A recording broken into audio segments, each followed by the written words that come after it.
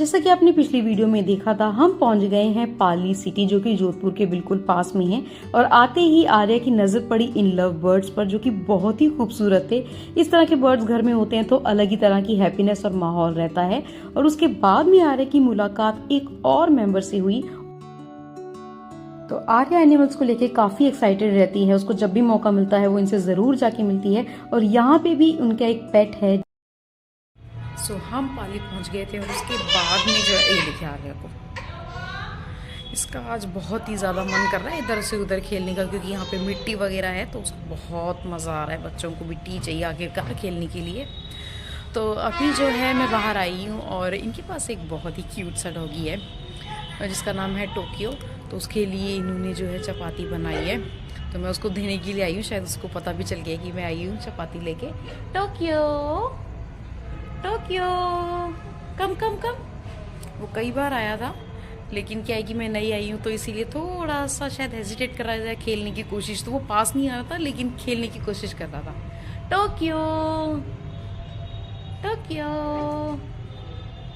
Tokyo, Tokyo babies है। अच्छा अच्छा ठीक है, मुझे देख के नहीं आ रहा मैं यहाँ रख देती हूँ। तो यहाँ पर टोक्यो को मैंने रोटी तो दे दी थी, लेकिन मुझे नहीं पता था कि वो क्यों आखिर ये रोटी नहीं खा रहा है। पहले मुझे लगा कि वो मुझसे थोड़ा सा शर्मा रहा है, लेकिन वो कोशिश तो कर रहा था रोटी खाने की, लेकिन उससे खाई नहीं जा रही थी। बाद में दीदी ने मुझे बताया कि वो इस रोटी के टुकड़े करके उसको देते हैं। और एक बार किसी पेट को या हमें भी किसी भी तरीके खाने की आदत पड़ जाती है तो हम उसी तरीके से उसे खा सकते हैं। और यहाँ पर फिर जब मैंने बाद में उसको टुकड़े करके दिए तो उसने वो रोटी आराम से खा ली। और आर्या के चेहरे पे एक्साइटमेंट देखिए, जानवरों को देख के उसकी एक्साइटमेंट एक अलग ही लेवल पे पहुंच जाती है। आर्या को और मुझे देख के टोक्यो की भी थोड़ी सी हिम्मत हो गई कि हम काफी देर से घूम रहे हैं, तो चलिए इनसे मिलके आते हैं कौन है ये। तो आर्या और टोक्यो के बीच में कुछ इस तरीके की जुगलबंदी चल रही थी।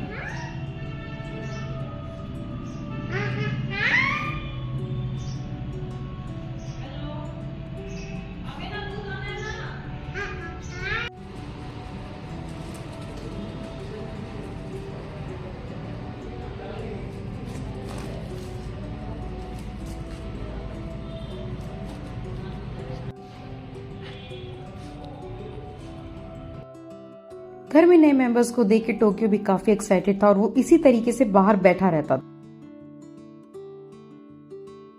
यहाँ आने के बाद भी मुझे कुछ नया एक्सपीरियंस करने का मौका मिला, वो था रोटी बनाना। यूँ तो मैं खाना रोज ही बनाती हूँ, लेकिन इस चकले पे रोटी बनाने का एक अलग ही एक्सपीरियंस वो बहुत ही मजेदार रहता है। तो मैंने दीदी को कहा कि लाइए रोटी मैं बनाती हूँ और इससे जो है मेरे लिए भी थोड़ा सा चेंज हो जाएगा।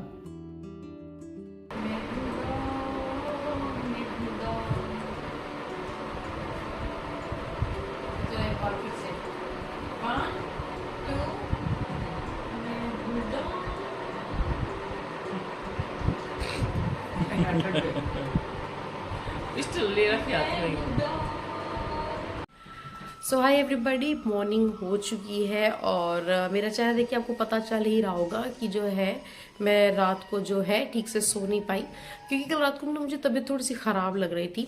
ऑब्वियसली बहुत ज़्यादा थक गए थे, क्योंकि जब घर से चले थे तभी बहुत थके हुए थे। 2-3 घंटे मुश्किल से सो पाई थी। फिर इतना काम वाम किया, इतना ट्रैवल किया और आर्य ने पूरे रास्ते हमें बिजी रखा, बहुत परेशान किया।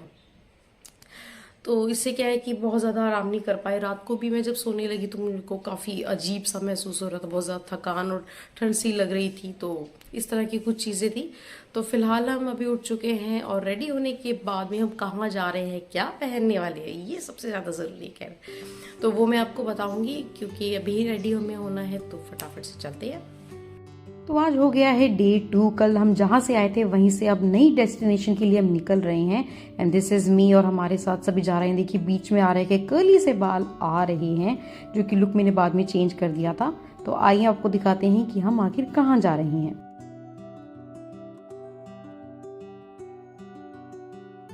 घर से निकलते वक्त जल्दी जल्दी में मैंने सिंदूर लगाया था और देखिए शायद मेरा हाथ लग गया, तो कैसे मेरे माथे पे टीका भी लग गया, सिंदूर भी बिगड़ गया, सब कुछ खराब हो गया।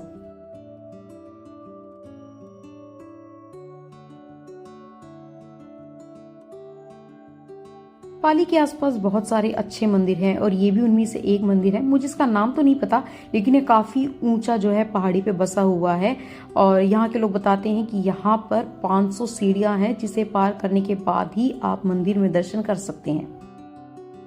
तो हम पहुंच गए अपनी डेस्टिनेशन पर। अगर आपने ये पहले से देखा है तो प्लीज मुझे इसका नाम कमेंट सेक्शन में बताइएगा, ताकि मैं भी जान सकूं कि आखिर हमारी ऑडियंस कितना घूमती फिरती है। आज की वीडियो होने वाली है खास, क्योंकि जहां हम आपको लेके आए हैं वो बहुत ही यूनिक जगह है और वो क्यों यूनिक है वो आपको आने वाले कुछ मिनटों में पता चल जाएगा। तो चलिए आपको उस जगह की एक झलक जल्दी से दिखा देते हैं। सो ये है वो जगह, देखा आपने कितना अच्छा लग रहा है, एकदम फिल्मों के सेट जैसा। तो ये हम आ गए हैं ओम आश्रम में। इसका नाम ओम आश्रम सिर्फ इसलिए है क्योंकि इसकी जो शेप है वो ओम की है। ये मंदिर बना है जद्दन गांव में, जो कि पाली से 20 से 25 किलोमीटर की दूरी पर है और ये बहुत ही खूबसूरत मंदिर है। सबसे पहले हम गए यहाँ की बेसमेंट में, जो कि बहुत ही खूबसूरत थी। यहाँ पर गुरु माधवानंद जी का मंदिर है जो कि बहुत ही खूबसूरत है। यहाँ पे देखिए उनकी गाड़ी भी खड़ी है।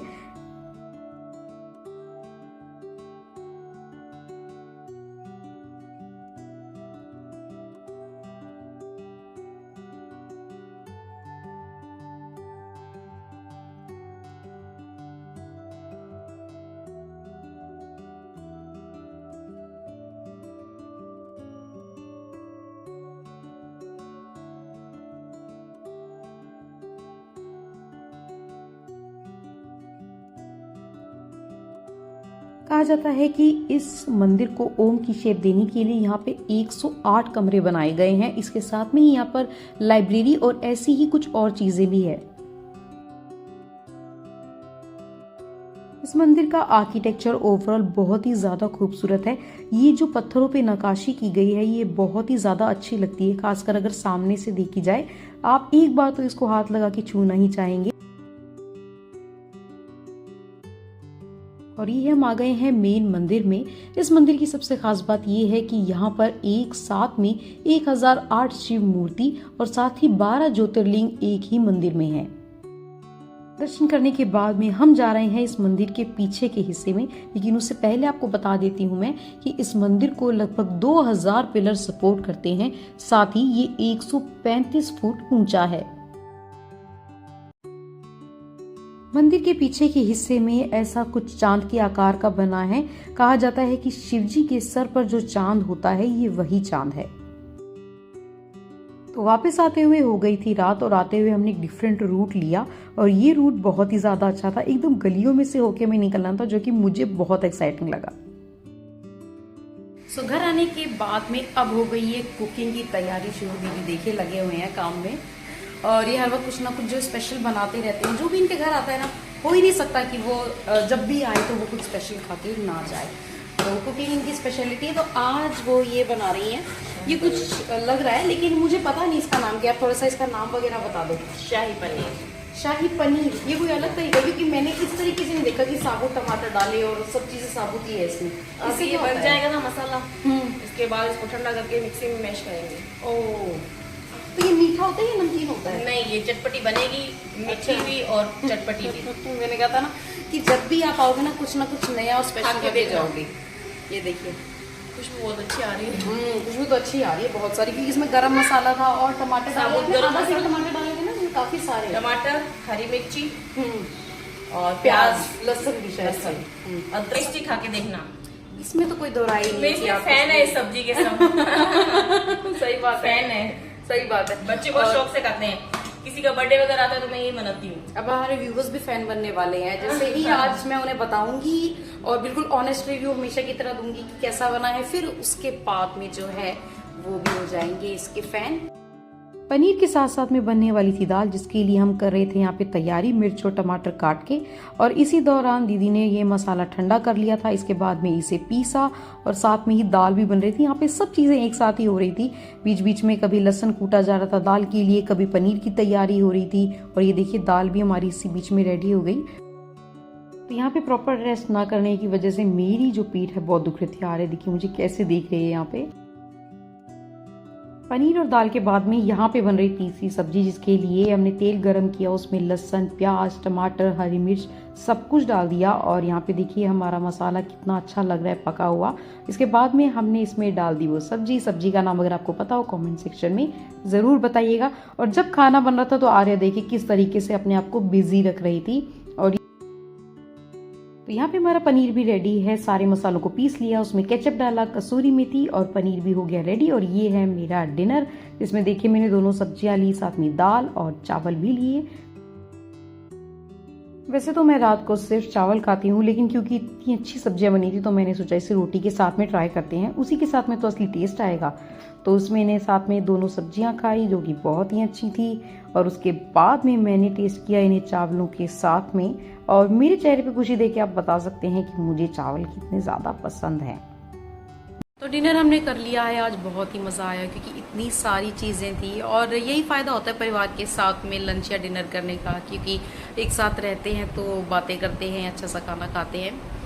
और अब जो है हम सोएंगे क्योंकि सुबह का कुछ और प्लान है और उसके लिए हमें थोड़ा सा जल्दी निकलना है, तो इसीलिए हमें जल्दी सोना है। लेकिन क्योंकि आज पूरा दिन मेरी तबीयत ख़राब रही तो मैं कोशिश करूँगी कि एक तो मैं पूरा अच्छे से सोऊं, साथ ही जो है मेरी बैक एक बहुत ज़्यादा बढ़ गया है, तो उसके लिए मैं थोड़ा सा हीटिंग पैड यूज़ करूँगी और उसके बाद में हम सो जाएंगे। और आर्या भी बस सोने ही वाली है। So good night for today, see you in next vlog.